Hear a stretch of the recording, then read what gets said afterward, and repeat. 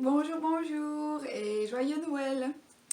Alors avant de passer à la leçon de cette semaine, dont Viens et suis-moi, donc à partir du 16 décembre jusqu'au 22 décembre, eh bien j'aimerais vous inviter à visionner le dernier devotional ou fireside ou coin de feu de la première présidence pour cette année. Et également, donc ça en plus de ce qu'on nous offre dans le manuel, et également j'aimerais vous inviter à regarder la nouvelle vidéo sur la nativité. C'est une très belle vidéo. J'ai mis les liens en dessous de cette vidéo, donc dans la description sur YouTube.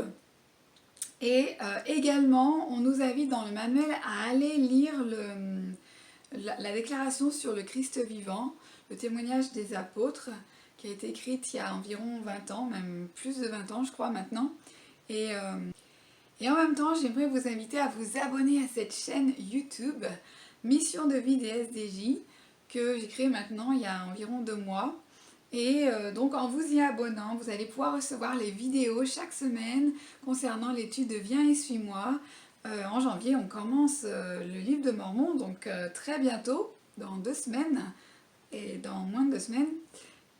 Et en fait, cette étude du livre de Mormon, je pense que pour moi, c'est l'une des études les plus importantes des Écritures, parce que comme a dit notre prophète Joseph Smith, il nous a dit que c'était la clé de voûte de notre religion, et qu'il n'y avait pas de livre qui nous permettait de nous rapprocher davantage de notre Sauveur Jésus-Christ et de notre Père Céleste que ce fameux livre de Mormon. Alors, concernant maintenant la leçon dans Viens et suis-moi pour cette semaine, on nous invite à méditer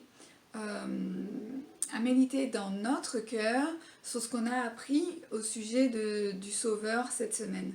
Pas cette semaine, cette année. Qu'est-ce qu'on a appris au sujet du Sauveur cette année? Et en quoi sa mission change-t-elle notre vie? Et donc c'est sur ça que j'aimerais me focaliser dans cette vidéo, c'est sur ce point-là. Donc pour moi, il y a plusieurs choses.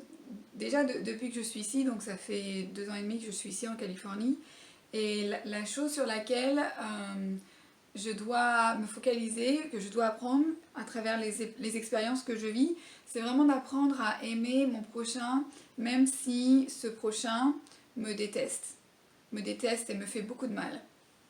Ok? Et il y en a plus qu'une personne, il y a plusieurs personnes dans ces cas-là. Et c'est vraiment dur. Je pensais pas que j'avais cette faiblesse-là. En fait, pour moi, c'est vraiment dur de me dire, ce sont des enfants de notre Père Céleste. Notre Père Céleste, il les aime autant. Et même s'ils font des choix qui sont pas...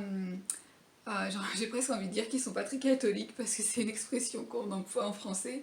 Mais qui sont vraiment hors de l'évangile, d'accord, très loin de la charité, de l'amour pur de notre Sauveur, et bien que moi, je dois apprendre malgré tout à aimer ces personnes-là, et à leur vouloir du bien, et à prier pour leur bien-être, et peut-être même pour leur changement de cœur, en fait. Et donc, parce que vous savez, dans la vie, on découvre nos faiblesses, et des fois ça nous fait mal, on se prend des claques, et parce qu'on pense qu'on n'a pas cette faiblesse, et en fait, hop, on nous donne, on reçoit comme une épreuve, et on se dit, ah bah j'avais tort. Et c'est une très belle remise en question, hein. Et donc voilà. Et une autre chose aussi que j'ai découvert cette année, c'est quels sont les moyens que le Seigneur il utilise pour nous aider à guérir, en fait. Donc quand on prie pour guérir, pour surmonter certains problèmes dans notre vie, certaines faiblesses, oui, il y a bien sûr l'expiation de notre Sauveur qu'on doit utiliser dans notre vie, parce que c'est ça, c'est là-dessus qu'on doit toujours se reposer. Mais je sais aussi que il nous guide, notre Père Céleste nous guide à travers le Saint-Esprit pour nous aider à trouver des solutions qui vont nous permettre de comprendre comment on fonctionne un état au niveau émotionnel, au niveau mental, au niveau physique, Et en fait, si on se laisse être guidé et inspiré, si on prie, on va vraiment trouver des solutions. Et que ça soit par n'importe quel moyen, ça revient toujours au même, c'est toujours le Seigneur qui guérit derrière tout ça, c'est toujours son pouvoir, c'est lui qui a souffert sur la croix, et dans le jardin de Gethsémani, c'est lui qui a versé son sang. Le sang est sorti de chacun des pores de sa peau pour nous, pour chacun d'entre nous. Et, et en fait, une autre chose que j'ai appris, c'est sur le pardon, ok? Donc ça revient en fait à la première chose dont j'ai partagé. Le pardon, quand on pardonne, ça nous élève, ça nous permet de devenir des meilleures personnes et en fait on s'allège, ok? Si on ne pardonne pas les autres, ça reste en nous, hein. Le manque de pardon reste en nous et en fait c'est comme si on ne se pardonnait pas à soi-même. Le Sauveur il dit bien, à chaque fois qu'on fait quelque chose aux autres, on le fait à lui et en fait on le fait à soi-même, ok? Donc ça c'est quelque chose de toujours garder à l'esprit, à garder à l'esprit. Et quand je suis allée, donc il y a une autre chose, la dernière chose c'est quand je suis allée à la conférence générale dernièrement en octobre, on est allé en Utah avec mon mari et les enfants. Et en fait c'était à une période où je me sentais mais complètement perdue. Et on est allé voir mon président de mission. Donc en fait pour moi il est comme un père hein, dans ma vie. Et il me donne souvent des directives. Et je lui ai dit, écoute, j'ai du mal à savoir vraiment dans quelle direction me diriger dans ma vie professionnelle. J'ai plein d'idées, je déborde d'idées, mais je sais pas, je suis toujours en train de changer d'idées. Et là, ça commence à bien faire. Et il me dit, écoute Adeline, la meilleure chose que tu puisses faire dans ta vie, ce sont des choses que tu sais que tu ne regretteras jamais de ne pas avoir fait dans ta vie. Alors, je suis rentrée à la maison et j'ai cogité là-dessus et je me suis dit mais moi je veux vraiment que ma vie professionnelle en fait elle soit vraiment centrée sur l'évangile. J'aimerais bien faire quelque chose où je partage l'évangile parce que pour moi c'est ce qui me rend la plus heureuse en fait. Et donc petit à petit j'ai été guidée. Et c'est comme ça que j'ai commencé à créer une chaîne sur YouTube et puis une page sur Facebook. Et en fait, les choses, elles s'imbriquent sans même que je sache à l'avance ce qui allait se produire à la fin. Et en fait, eh bien, ça va s'enchaîner en fait sur ma vie professionnelle.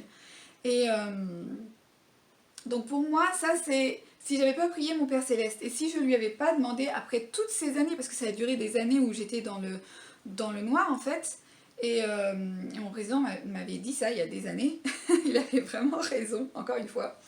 Et en fait, je sais plus ce que je voulais dire. Et ben c'est pas grave, je vais enchaîner sur une écriture, ok? Je suis désolée, j'ai un petit blanc, c'est pas grave. Sur une écriture qui se trouve dans Moïse 6, 62, 63. En fait, elle se trouve tout à la fin du manuel, tout à la fin de ce chapitre.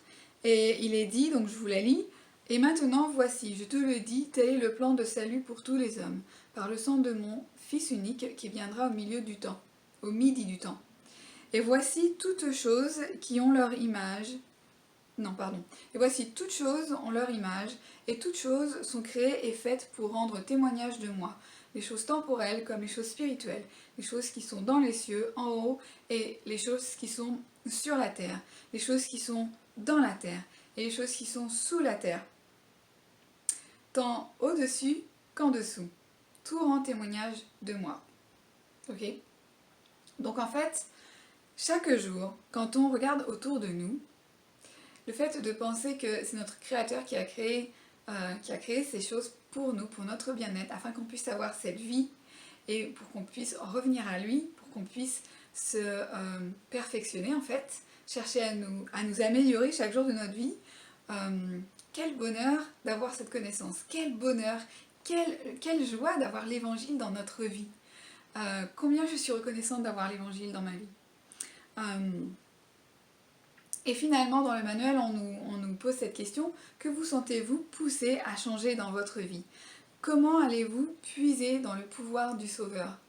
Alors pour moi, cette année, ça a été vraiment, j'ai pu me rapprocher de mon Sauveur, et Et c'est ça que je voulais vous dire, en fait, c'est que, voilà, ça me revient, que en fait, j'ai pu, au lieu de chercher à faire ce que je voulais avec mes propres talents, eh bien, après avoir parlé avec mon président de mission, là, je me suis dit, ok, je vais changer ma façon de faire, je vais carrément demander au Seigneur, ben, Père Céleste, qu'est-ce que tu veux que je fasse de ma vie, en fait? Est-ce qu'il y a quelque chose de précis que tu aimerais que je fasse de ma vie professionnelle? Et puis là, ça a commencé. Ça a commencé. Ça n'avait pas vraiment l'air d'être professionnel parce que c'était plutôt spirituel.